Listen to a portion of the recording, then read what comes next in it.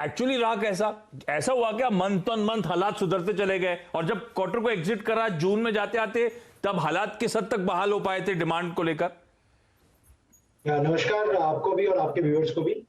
तो आप बिल्कुल ठीक कह रहे हैं, इस क्वार्टर के नंबर ईयर ऑन ईयर अच्छे दिख रहे हैं। क्योंकि लास्ट ईयर फर्स्ट वेव था, लॉकडाउन था, बट हमें इस क्वार्टर के नंबर्स अगर देखने हैं तो बेसिकली ये क्वार्टर हमारा सेकेंड वेव से काफी इम्पैक्ट हुआ था। मिड अप्रैल के बाद काफी मतलब मार्केट्स लॉकडाउन में चली गई थी, तो मई इनफैक्ट काफी और भी फर्दर वीक रहा।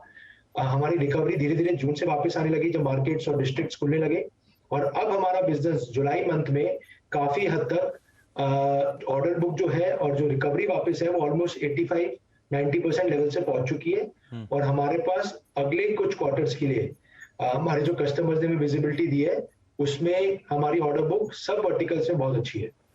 अच्छा, इस समय गुप्ता सर सबसे बड़ा चैलेंज, धंधा सबके पास आ रहा है पर वो मार्जिन्स मेंटेन कर पाना, वो कॉस्ट एस्केलेशंस को झेल पाना, वो दिक्कत हो रही है। आई एम श्योर आपके बिजनेस में भी ऐसा हो रहा होगा। ऑटो कंपनी में पिछले एक साल में 4 एक हाइक लिए थे, अब कह रहे हैं 2 और हाइक लेने पड़ जाएंगे। इस तरह से कॉस्ट, इनपुट कॉस्ट एस्केलेशंस हो रहे हैं। आपके फ्रंट पे कितना चैलेंजिंग हो रहा है और क्या प्राइस हाइक्स करना आसान है इस मार्केट एनवायरनमेंट में, या कुछ हद तक मार्जिन्स पे कॉन्ट्रैक्शन, मार्जिन्स पे दबाव झेलना पड़ेगा?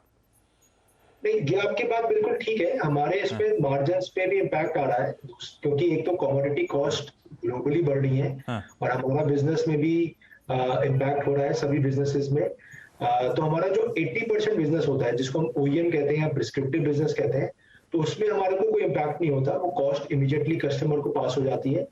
बट हाँ, जो 20% बिजनेस है जो लाइटिंग और वॉशिंग मशीन का, उसमें कमोडिटी का कॉस्ट कुछ लैग के साथ पास होता है, तो उसमें हमें थोड़ा सा इम्पैक्ट लगा है मार्जिन का।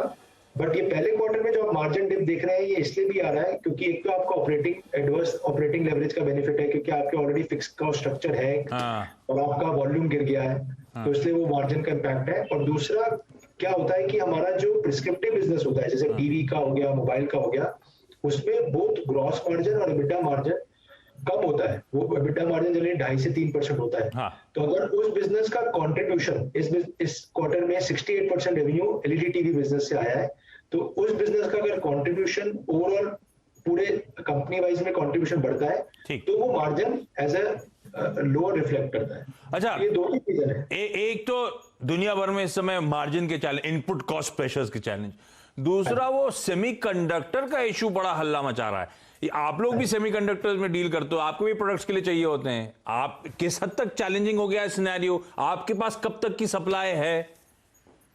नहीं, हम आपकी बात ठीक है, वो बिल्कुल ही सेमीकंडक्टर इंडस्ट्री वाइज इशू है, हम लोग भी फेस कर रहे हैं वो चैलेंज।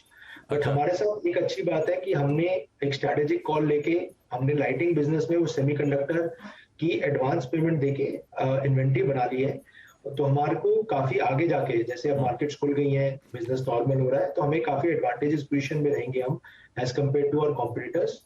और दूसरा क्या है कि हम लोग सिंस बड़े कस्टमर्स के लिए बनाते हैं तो उनका मार्केट में एक अपना एक क्लाउड है जिसकी वजह से वो हमें फिर भी एक सप्लाई मिल जाती है। तो हम लोग, मैं कहूंगा कि हम लोग as compared to other players, other competitors, हम लोग स्लाइटली बेटर पोजीशन में है क्योंकि हमारा स्केल एंड साइज बड़ा है और हम लोग बड़े कस्टमर्स का काम करते हैं। तो है आपके पास सप्लाईज इस समय इंटैक्ट। अच्छा, बीच में चर्चा में आए थे भारतीय एंटरप्राइजेस के साथ करार, वो टेलीकॉम पीएलआई स्कीम के अंतर्गत, तो आप लोग उनके लिए प्रोडक्ट्स मैन्युफैक्चर करना शुरू करने वाले थे।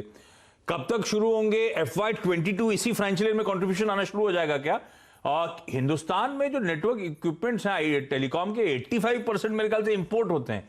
किस हद तक हम लोग उसे सब्स्टिट्यूट कर सकते हैं? कितनी बड़ी अपॉर्चुनिटी है और डिक्सन के लिए कितना बड़ा रेवेन्यू खुल रहा है FY22 के लिहाज से, टॉप लाइन और बॉटम लाइन के फ्रंट पे?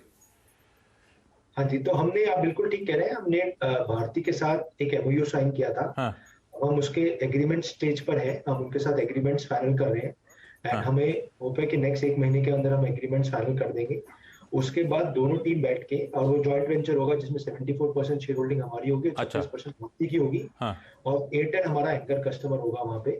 फिर दोनों बैठ के हम लोग नंबर्स वर्कआउट करेंगे। बट मैं अगर आपको ओवरऑल पोटेंशियल बताऊं तो हम लोग इनिशियली और टेलीकॉम एंड नेटवर्किंग प्रोडक्ट के हमने पीएलआई के लिए अप्लाई किया है। इनिशियली हम लोग बनाएंगे modems, routers and IoT devices and setup boxes. तो इसकी हमें थोड़ी विजिबिलिटी है इस ऑर्डर बुक की, तो हमें लगता है ओवर द नेक्स्ट 5 इयर्स, 5 साल का, इस साल तो देखिए शुरू होते होते हाँ। नवंबर तक शुरू होगा, हाँ। क्योंकि फैक्ट्री करेंगे एंड बनाएंगे, तो इस साल तो रेवेन्यू कंट्रीब्यूशन बहुत कम होगा, पर over a period of 5 years, इस साल मिला के इसमें से क्लियरली हम लोग 7 से 8 हजार रेवेन्यू कर सकते हैं इस जेवी में, जॉइंट वेंचर में। अच्छा अच्छा, गुप्ता साहब, आप लोग की टैगलाइन है ब्रांड बिहाइंड ब्रांड्स, ये पीछे से आगे आने का मन नहीं है क्या?